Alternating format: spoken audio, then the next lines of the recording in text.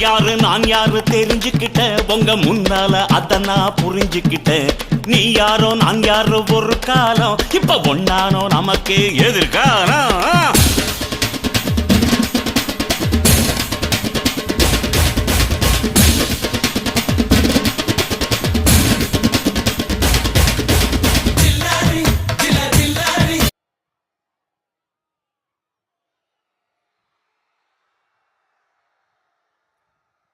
இதத்தான் இன்னைக்கு சொன்னோம். உடனே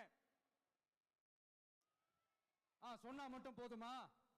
எப்படி செயல்படுத்துவீங்க? நாங்க என்ன வாயிலேயே வடை சுடுறதுக்கு டிஎம்கேவா? டிவிகேடா?